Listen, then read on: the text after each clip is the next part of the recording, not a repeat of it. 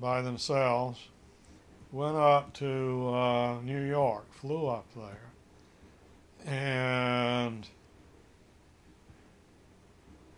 the plane circled uh, the airport. There was something about their landing gear was actually down, but it didn't record that at the tower, and so the tower was telling them that the landing gear wasn't down, and they said, "Well, we've put it down."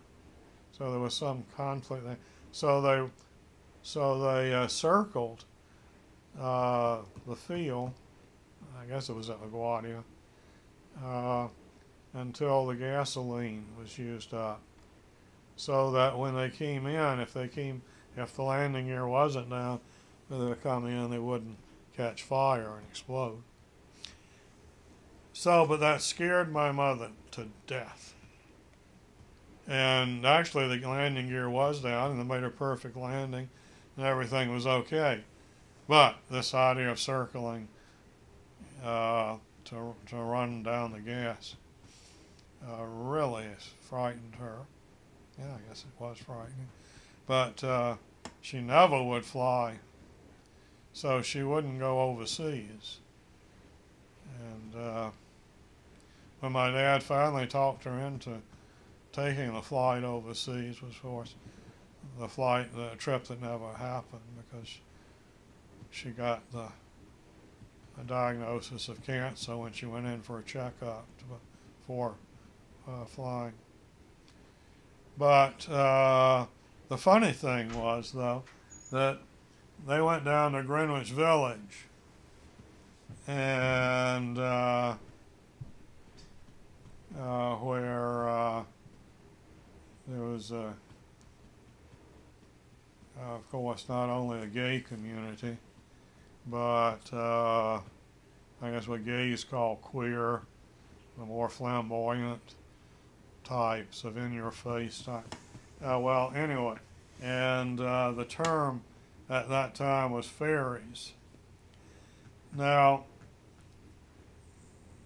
Mimi's, one of her favorite stories was Peter Pan. And you know, in Peter Pan, do you believe in fairies and help, who is it that gets sick? And Tinkerbell is trying to get him to, anyway, Peter is sick and all this. Okay. And so Dad starts talking about seeing the fairies in Greenwich Village. And Mimi says something like, "See, David, fairies really exist," or "I told you fairies existed," or "Oh, Pat, take David up to New York so he can see the fairies." I've told him, you know, we've read Peter Pan.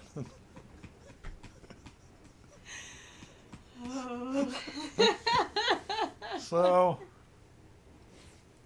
there are many, many stories of Mimi, and your mother has her own, a whole bunch, I'm sure. When my parents, Betty and Pat Miley, went to New York, I don't remember the year, but this is part of the story that David told. On the way back, they had a problem with the airplane, and so they could not land right away and had to keep circling around and around to use up all the fuels before they could try to land. So everybody in the plane, of course, knew what was happening, and I remember Mother saying that she looked over and somebody was reading a magazine, but they had it turned upside down. And they were so scared they just wanted to pretend they were reading, but they really weren't, because the magazine was upside down.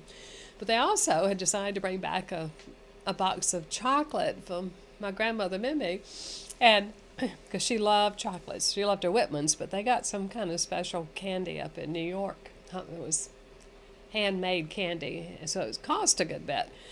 And so Dad they had it with them on the plane, and my dad said he started eating the candy. Mother said, "Why are you eating that candy? That's my Millie." And Dad said, "Well, if we're gonna crash, I might as well enjoy eating the candy." So he enjoyed eating the candy.